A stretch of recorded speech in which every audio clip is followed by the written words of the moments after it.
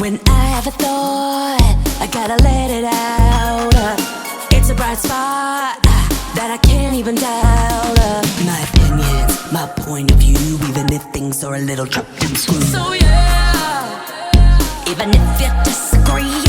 So yeah, even if I'm not in your pedigree. So yeah, especially if you agree. So yeah, so yeah.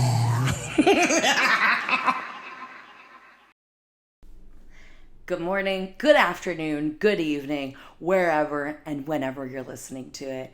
Welcome to the So Yeah podcast with your girl, Caroline M. Diamond. Hey. Okay. New theme, new little extra track. I don't know. I'm always down to sing. I've actually been... Random note, I've been really thinking about, like, eventually in my life, in my career, like, I'll make a comedy album. I think that would literally be, like, a dream for me to do. And you know what? While I'm in this manifestation portal, as I do this comedy album, I'm going to win a Grammy for it. Imagine me being Grammy Award winner. We manifest. Anyway, let's stay on top. I was so mad. I was so angry. It was a random day in September, and colored me surprised when I opened my Instagram and I see the Coachella lineup at the top of the page. Excusez-moi? Excusez-who? Because I'm used to Coachella lineups coming out at the top of January to, like, really, like, there's something about the mystery of it all, the what's hiding behind the curtain, who is in talks with whomst, okay? So September, I mean, I think even last year it came out in, like, November, December, and even that was early, but September, girl, I was like, are you broke? Do you need money? Blink twice if you're okay. You know what I mean? And I love Coachella, okay? I feel like we will have a special Coachella episode probably from the rotting bed position in the spring from me. But I love Coachella. I love Golden Voice. We love you, Golden Voice. Anyway, I love Coachella. I'm always gonna go. Like, I'm never not gonna go, no matter what the lineup is, because I find that, at least for me, sometimes when the lineup is so stacked, it becomes a little, anxiety ridden, because you're running literally all across creation to catch this set to over here, and then of course they're never in the same spot. It's like at Sahara when I want to go to main stage. Like, that's crazy business. If you know, you know, and if you don't, look at a map. So even like this past year, 2025's lineup wasn't necessarily my favorite, but I had a really great time, because sometimes when there is that space, when you don't love everybody, I think that, like, that is really beautiful, because then you can notice other things about the lineup, or you can have it upon people, or there's so many things to do. And, like, I've gone every year and there are 1,000 things that I have not seen. You know, you're not going to see it all. It's kind of like Disney World. You're not going to get to everything unless you're there for a week and you don't make it out of that week, okay? Anywho, so I was super surprised by the Coachella lineup, because, like, I wanted to throw my hat into the ring on the So Yeah podcast to give my predictions. And you know what? I wasn't able to do that, and I'm so upset about it. And the one person I did predict was Justin Bieber. And I'm a believer through and through, okay? I saw him at the Maryland State Fair when he was baby. So I'm a believer. You know, I'm not as much of a believer as Patience, because she has a cardboard cutout of him still in her parents' basement, which is crazy, amazing, show-stopping, never been done before. And I talked about his album on the pod, and while it wasn't my favorite, people did like it. And I hope that when he does, I was going to say the Super Bowl halftime show, not that, Coachella headliner, if he only does swag 1 and swag 2, there will be riots in the street. I need him to bring out Nicki Minaj to do Beauty on the Beat. That can bring this country together, okay? I gotta keep an eye out for Celine, or like literally, that would change lives. I need him to do a lot of his old discography. He needs to do, honestly, like an Eras.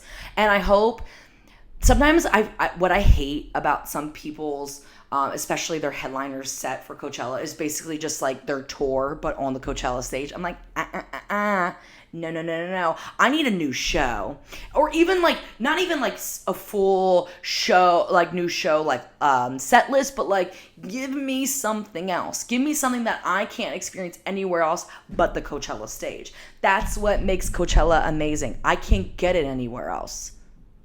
Exclusivity. Bring that back, okay? So here's my thing with the other headliners.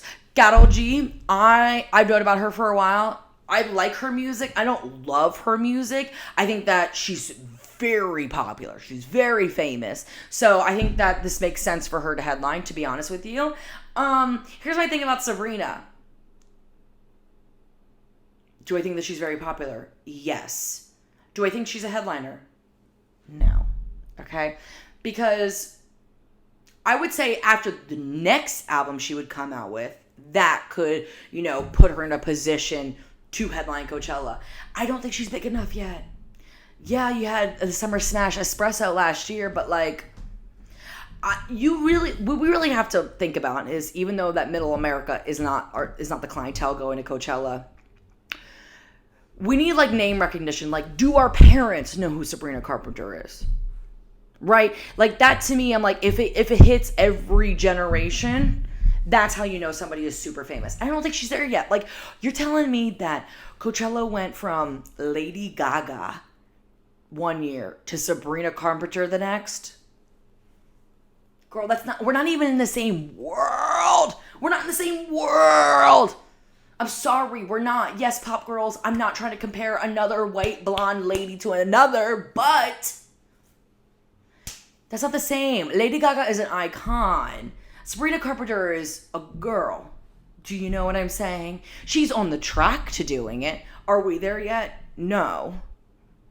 I don't know. Like, do we agree, viewers? Do we agree the same thing? I hope that you're in your car or wherever you're listening to it going, yes or no, or fuck this bitch, whatever it is. But anyway, there's a lot of people like underneath that I really like, and I'm really excited about that. There are a couple people that I'm like, where are you? Like, why are you not on this lineup? Like, there's no Olivia Dean.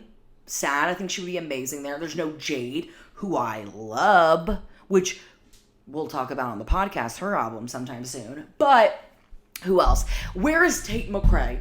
I need a word with Tate McRae's team. What are we doing with her? Why has she not played at Coachella yet? She would be amazing at Coachella. Like, she gives Coachella vibes to me, and I don't know why she's never done it before, but like, let's change that, okay? Who else? I don't know if Zara Larsson is there, or I wanted her to be there, but that, and there's like a couple holes missing for me, but there's a lot of people there that I really like, so I'm really happy about it, and I will be giving the viewers an insider scoop on all my opinions when the time comes for, I don't know if I'll go to weekend 1 or weekend 2, for my sanity, hopefully weekend 2, because my brain, weekend 1's a little too much for me, but no, the weekend was a little bit too much for old grandma over here. But we will be there. Also, need to go to Stagecoach again, because guess who's playing Stagecoach? Pitbull. I need it. And Luda, he's also going to be there, which I think will be amazing. And then, like, obviously, like, country people. Like, Post Malone is headlining. And I'm like, what does he have on Golden Voice that they are sucking him off, okay? Because he headlined Coachella this year, and he's headlining Stagecoach next year. Crazy cupcakes. So this is currently, which is everything that I am reading, watching, and listening to. I haven't finished the book yet, but I have started it. It's not long, which sometimes I love a little short read.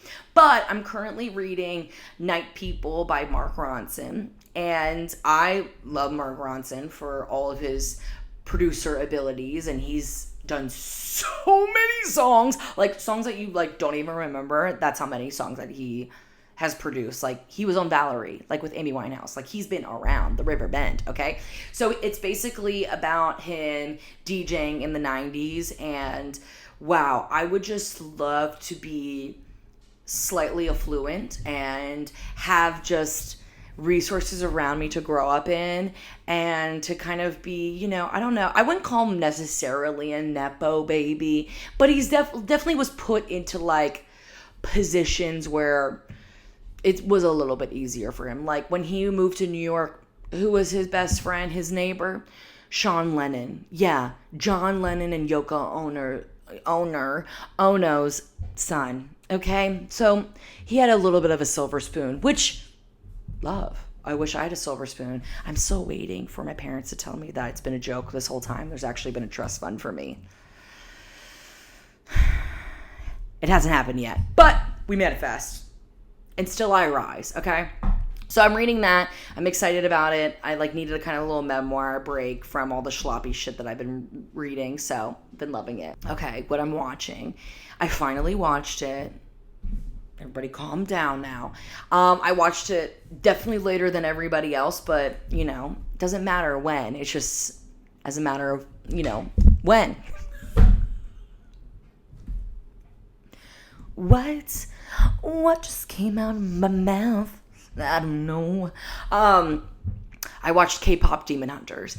And again, I like my finger on the pulse. I like to know what the cultural zeitgeist is. I need to know what everybody's liking. Especially this movie and the songs. I'm going up, up, up. Clearly, I cannot hit that note. My little soda pop.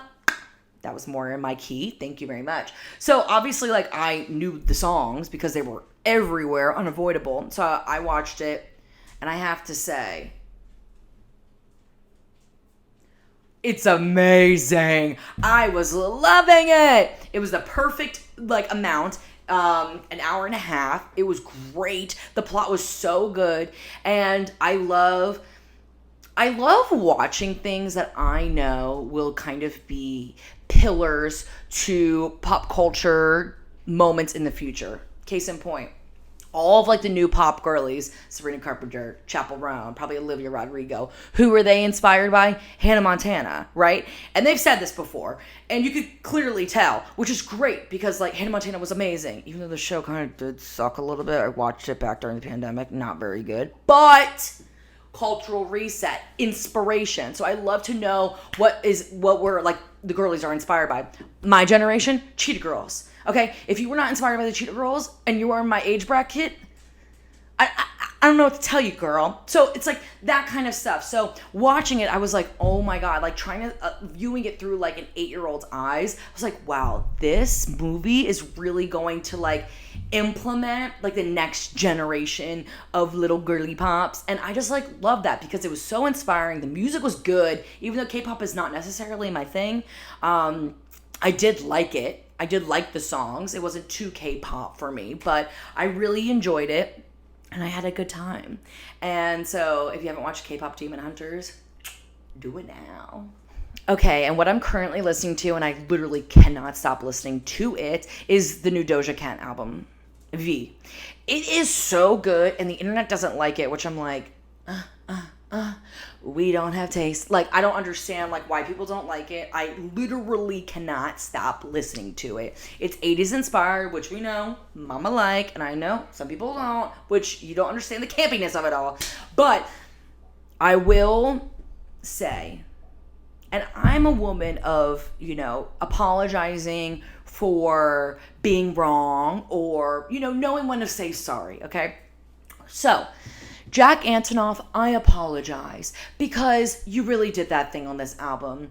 The songs that you did produce, I really liked them, and you sound really good on it. So this is my official apology for this album, for this album, that Jack Antonoff, I am so sorry for talking shit to you about, you know, in the past, but you did your thing on this one, so congrats.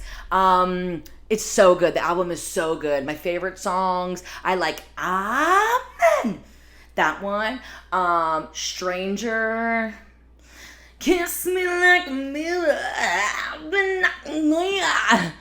but they're all so good, so love the Doja Cat album. Love, love, love, love, love. Thank you so much for listening, watching, wherever you're doing it. I appreciate it. If you're watching me on the toilet or listening to me on the toilet right now, love that. Drop that. Bump a knot. And I hope that you liked this episode. And if you didn't, then it doesn't really matter anyway, because you're somewhere else and I'm right here. I'm still here. Hey. So